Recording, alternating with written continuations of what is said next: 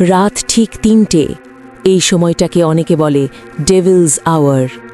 চারপাশে গভীর নীরবতা। পাহাড়ের ওপর দাঁড়িয়ে আছে এক পুরনো প্রাসাদ। জানালাগুলো অন্ধকার, দেয়ালের রং উঠে গেছে, যেন বহু বছর ধরে কেউ ছুঁয়েও দেখেনি। হঠাৎ ভেতর থেকে একটা দরজা জোরে বন্ধ হওয়ার শব্দ, তারপর ধীরে ভারী পায়ের শব্দ। কেউ যেন সিঁড়ি বেয়ে নামছে। কিন্তু বাড়িটা তো বহু বছর ধরেই খালি। লোকজন বলে এই বাড়িতে কেউ থাকে না, বাড়িটাই থাকে।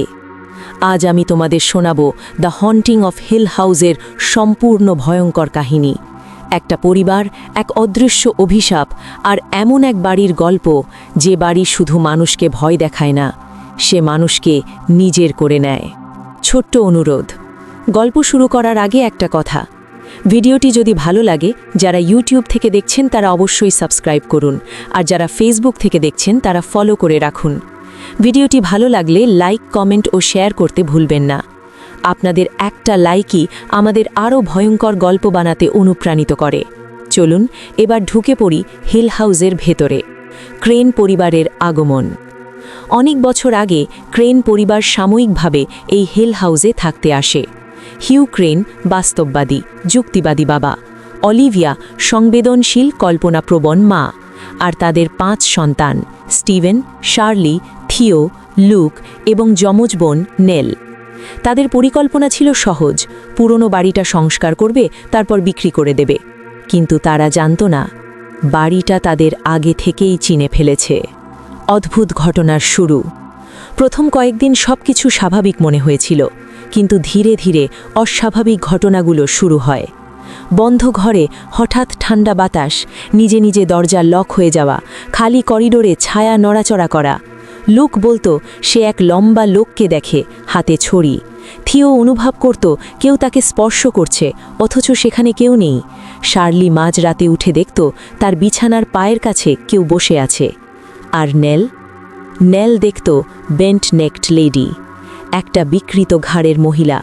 চুপচাপ দাঁড়িয়ে থাকে, কিছু বলে না, শুধু তাকিয়ে থাকে। প্রতিদিন একটু একটু করে কাছে আসে। অলিভিয়ার মানসিক ভাঙন।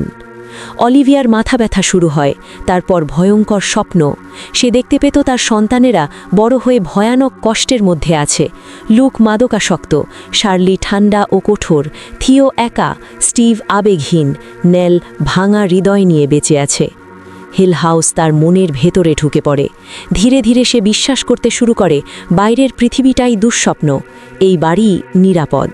সে ভাবে যদি সে তার সন্তানদের এই পৃথিবীর দুঃস্বপ্ন থেকে জাগিয়ে দিতে পারে, তাহলেই তারা চিরতরে নিরাপদ থাকবে। মায়ের ভালোবাসা বিকৃত হয়ে যায়।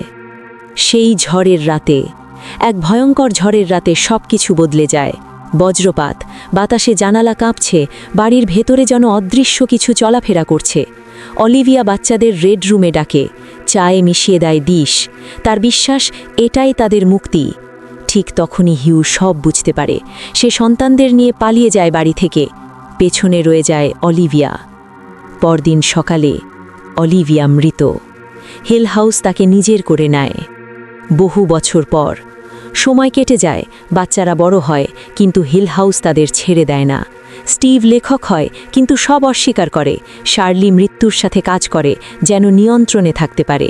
থিও স্পর্শ করলে মানুষের আবেগ অনুভব করে। লুক আসক্তিতে ডুবে যায়। আর নেল এখনও বেন্টনেক লেডিকে দেখে। ভয়ঙ্কর সত্য, নেল একসময় ভেঙে পড়ে। স্বামী মারা যাওয়ার পর সে একা হয়ে যায়। অবশেষে সে ফিরে যায় হিল হাউসে।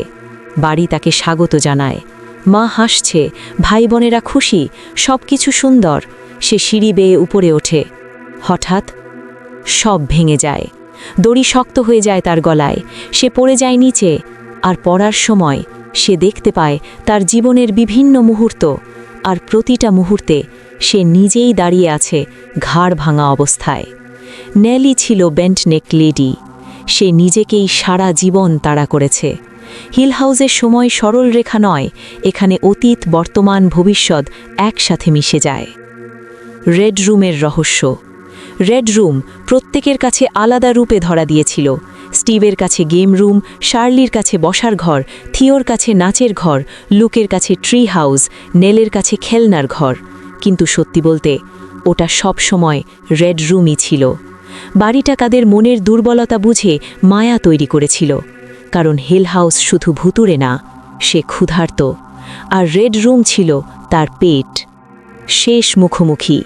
নেলের মৃত্যুর পর সবাই আবার ফিরে আসে হিল হাউসে। সত্য সামনে আসে। হিউ সব স্বীকার করে।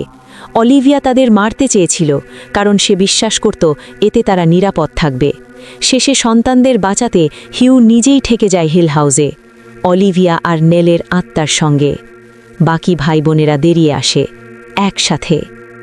শেষ কথা, হিল হাউস এখনও দাঁড়িয়ে আছে, নীরব, অন্ধকার, অপেক্ষায়। কারণ কিছু বাড়ি খারাপ না, তারা একা, আর একাকিত্ব কখনো কখনো সবচেয়ে ভয়ঙ্কর। তাই যদি কোনোদিন পাহাড়ের ওপর এক পুরনো বাড়ি দেখো, আর মনে হয় বাড়িটা তোমার দিকে তাকিয়ে আছে, আর যদি ভেতর থেকে কেউ তোমার নাম ধরে ডাকে, উত্তর দিও না। কারণ হিল হাউস কাউকে তাড়া করে না, সে শুধু অপেক্ষা করে। আর একবার যদি সে তোমাকে বেছে নেয়, তাহলে তুমি আর সত্যিকারের মুক্ত নও।